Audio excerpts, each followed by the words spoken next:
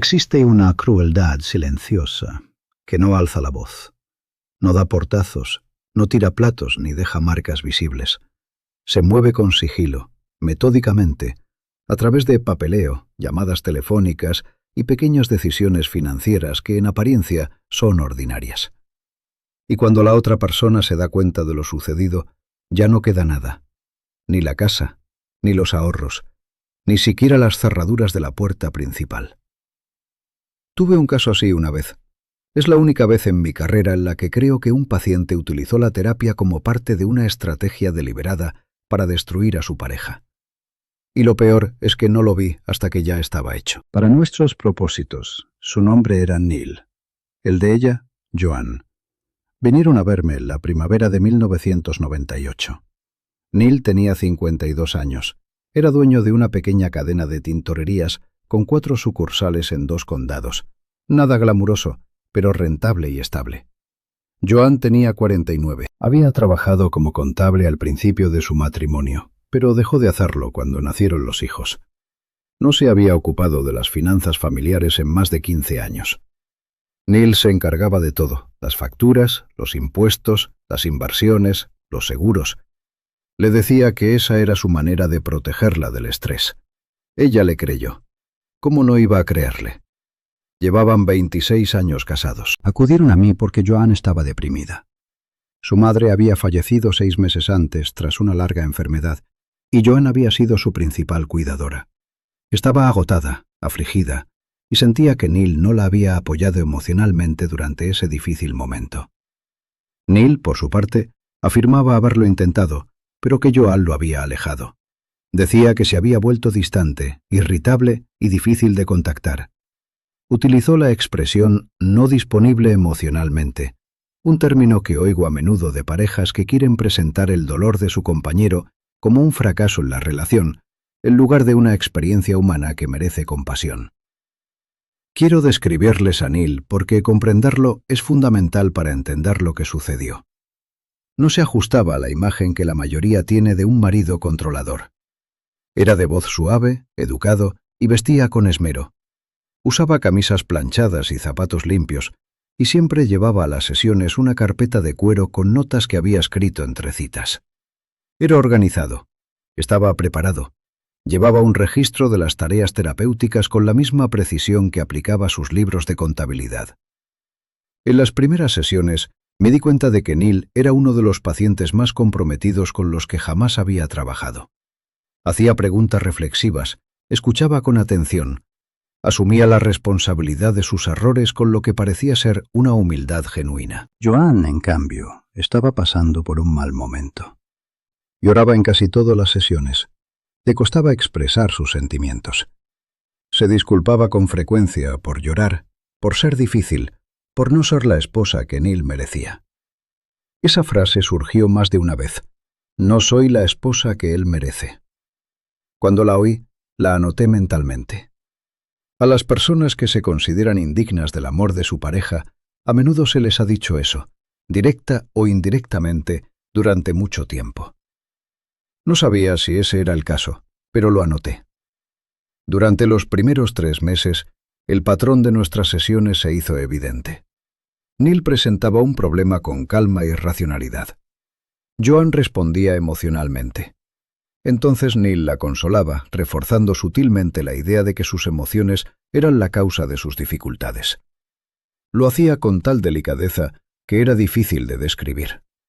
Nunca alzaba la voz, nunca la culpaba directamente. Decía cosas como: entiendo que estás sufriendo y desearía saber cómo ayudarte, pero cuando me ignoras, me siento impotente. En apariencia es una declaración típica sobre los sentimientos. En el fondo es una inversión. Transforma el dolor de Joan en algo que ella le hace a Neil. Comencé a observar a Neil con más atención. Empecé a hacerle preguntas que requerían respuestas espontáneas en lugar de preparadas. Cuando lo hice, algo cambió. Sus respuestas se volvieron más cortas, más cautelosas. Hacía pausas antes de contestar, no como cuando uno reflexiona, sino como cuando elige. Hay una diferencia. La reflexión mira hacia adentro. La elección mira hacia afuera. Neil siempre miraba hacia afuera. Siempre calculaba cómo serían recibidas sus palabras. Aproximadamente a los 4 meses, sugerí sesiones individuales además de la terapia de pareja. Esto es algo que hago cuando siento que hay dinámicas que ninguno de los dos está dispuesto a abordar frente al otro. Neil aceptó de inmediato. Joan aceptó a regañadientes. Dijo que no quería agobiarme con sus problemas. De nuevo, esa palabra, agobio. La gente no se considera un agobio a menos que alguien la haya hecho sentir como tal. En las sesiones individuales de Joan, empezó a hablar abiertamente sobre su matrimonio de una forma que nunca lo había hecho con Neil presente.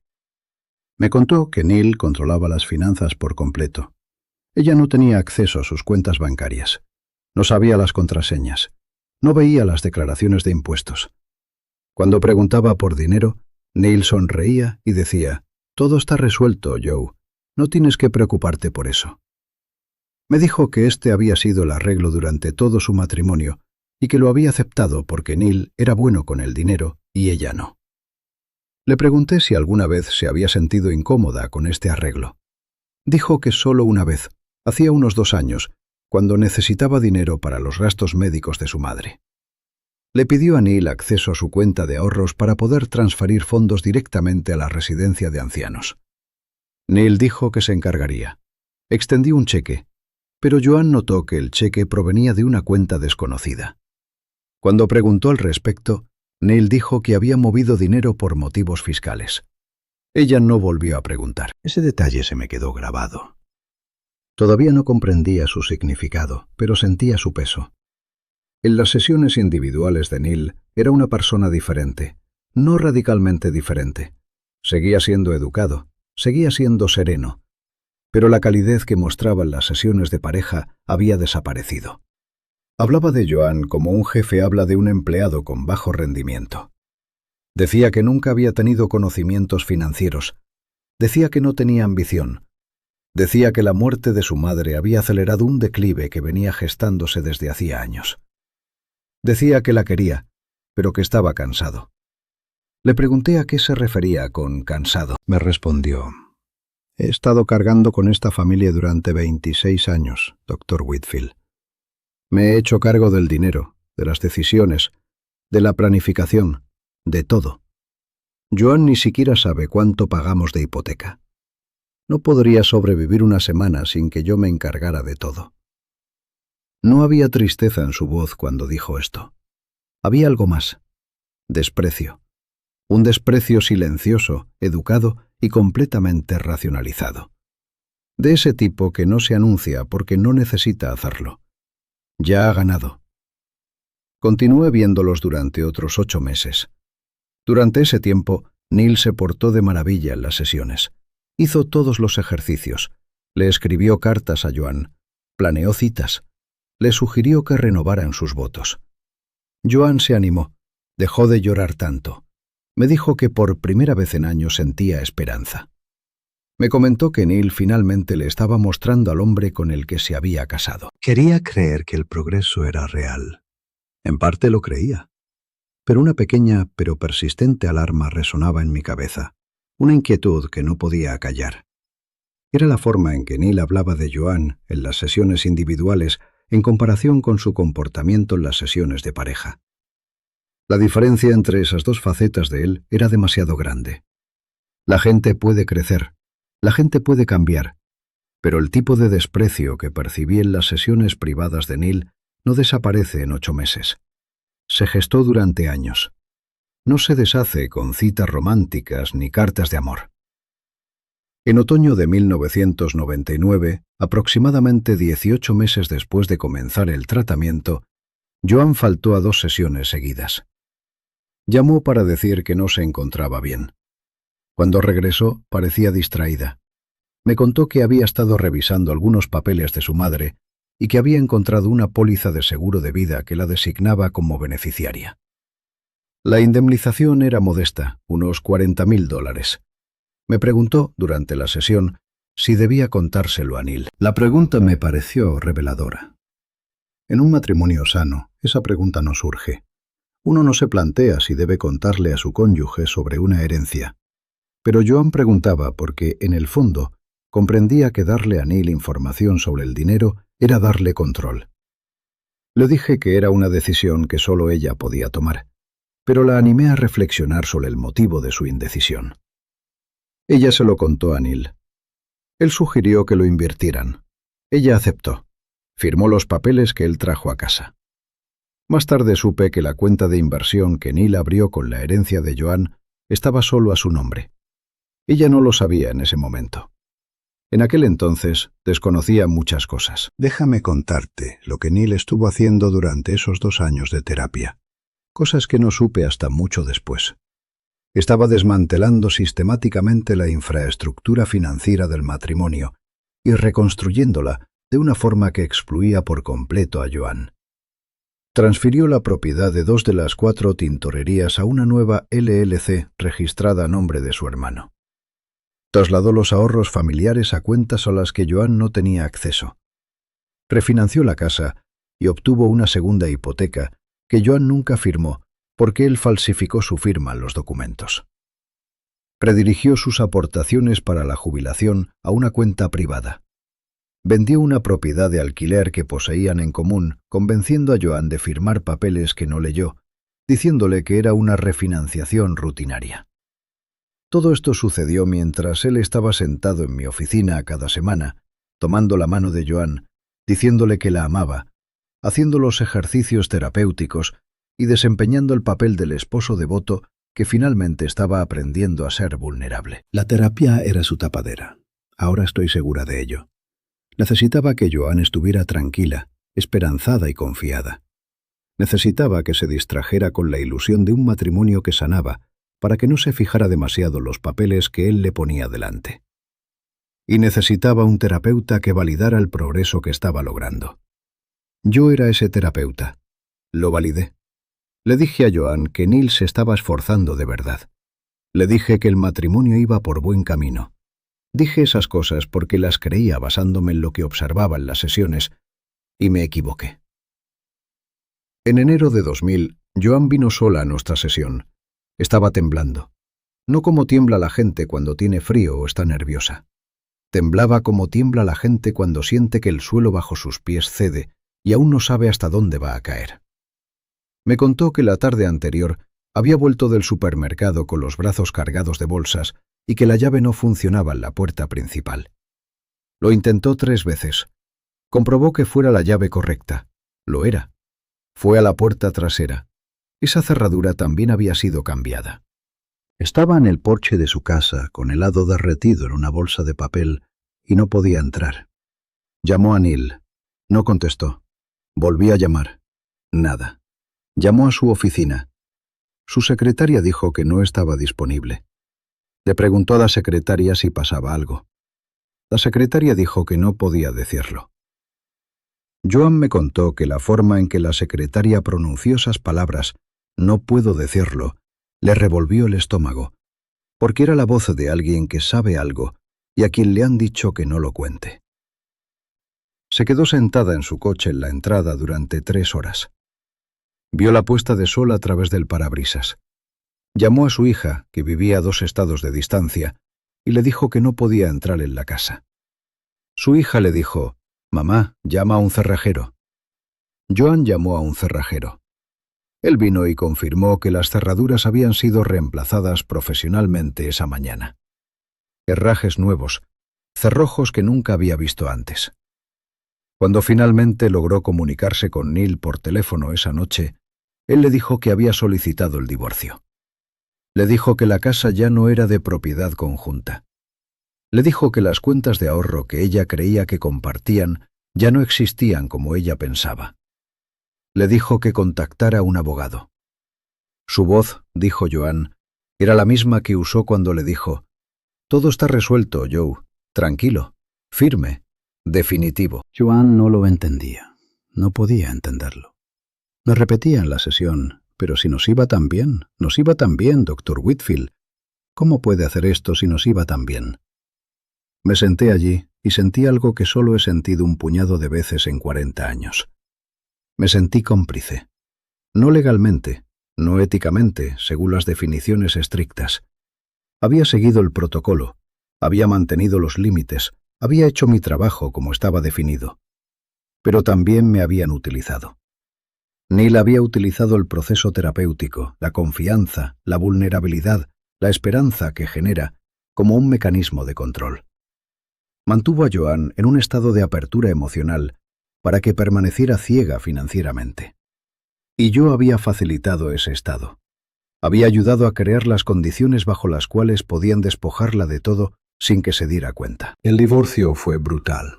El abogado de Joan era competente, pero estaba en desventaja. Neil había planeado todo durante 2 años. Todos los bienes habían sido trasladados, ocultados o escondidos. La LLC, propietaria de 2 de los negocios, pertenecía técnicamente a su hermano, quien testificó que los había adquirido legalmente. La falsificación de la firma en la segunda hipoteca era difícil de probar sin un costoso análisis forense que Joan no podía costear. Los ahorros se habían esfumado. Las cuentas de jubilación se habían reestructurado. Incluso los $40.000 del seguro de vida de la madre de Joan habían desaparecido en una cuenta de inversión que, según Neil, había perdido valor en el mercado. Joan recibió una modesta indemnización. Conservó su coche y algunas pertenencias personales. La casa se vendió y el dinero se destinó principalmente a cubrir la segunda hipoteca, de cuya existencia desconocía. Se mudó a un apartamento cerca de su hermana. Tenía 51 años, sin ingresos, sin ahorros, sin trabajo y sin comprender cómo el hombre que la acompañaba en terapia todos los jueves había estado destrozando su vida durante todo ese tiempo. Su hermana la ayudó a encontrar trabajo como recepcionista en una clínica dental. Le pagaban $11 la hora. Joan llevaba 17 años sin trabajar. Más tarde me contó que lo más difícil no era el dinero. Lo más difícil era sentarse en la recepción y darse cuenta de que una vez había sido contable, que una vez había sido buena con los números y que durante 26 años había permitido que Neil la convenciera de que no era lo suficientemente inteligente como para administrar sus propias finanzas. Esa mentira, dijo, era peor que el dinero. El dinero se había ido, pero la mentira había marcado toda su vida adulta. Había determinado lo que creía sobre sí misma, lo que intentaba, lo que pensaba que merecía. Y todo había sido deliberado. Neil no solo le robó el dinero. Primero le robó la confianza, lentamente, durante décadas, para que cuando llegara el momento de robarle todo lo demás, ni siquiera supiera cómo defenderse. Volví a ver a Joan 2 veces más después del divorcio. No estaba enfadada como yo esperaba. Estaba desconcertada. Uso esa palabra con cuidado. Desconcertada. Significa estar perdida en un laberinto, y eso era exactamente lo que estaba. No tenía un mapa para esto. Nada en su experiencia la había preparado para la idea de que alguien pudiera amarte y robarte al mismo tiempo. O fingir que te amaba. Ya no sabía qué partes eran reales. Yo tampoco estaba segura. Todavía no lo estoy. He pensado en Neil muchas veces a lo largo de los años, y aún no puedo determinar con certeza si alguna vez amó a Joan, o si todo el matrimonio fue una transacción que él manejó hasta que los términos dejaron de convenirle. Sospecho que la verdad está en algún punto intermedio, lo cual es la respuesta más inquietante de todas. Porque significa que el amor fue real y la crueldad también, y que coexistieron en la misma persona. Y eso es algo que mi formación nunca me preparó del todo para explicar. Lo que puedo decirte es esto. Si tu cónyuge maneja todo el dinero y no sabes dónde está, eso no es protección, es control. Si no puedes nombrar las cuentas, no puedes ver los extractos, no puedes iniciar sesión y verificar por ti mismo lo que hay, entonces no tienes una relación de pareja, sino una dependencia. Y la dependencia solo es segura mientras la persona de la que dependes decida ser digna de confianza. Neil dejó de elegir. Quizás nunca empezó, no lo sé. Pero Joan pagó las consecuencias de confiar en alguien que durante años había planeado dejarla sin nada. Y yo cargo con el peso de haber estado presente cuando sucedió y no haberlo visto como era. Esa es la historia que quería contarles esta noche. No es la historia de un hombre inteligente. Es la historia de un hombre peligroso. Hay una diferencia, Y esa diferencia importa. Y si se han quedado hasta aquí, creo que lo entienden. Tengo más historias como esta. Si quieres escucharlas, suscríbete. Cuento estas historias porque es necesario contarlas, no para entretener, sino como advertencias. 40 años escuchando a la gente en sus peores momentos me enseñaron que las mentiras más peligrosas no son las más ruidosas, sino las más silenciosas. Aquellas que vienen acompañadas de una sonrisa, un portafolio de cuero y la apariencia de hacer todo bien.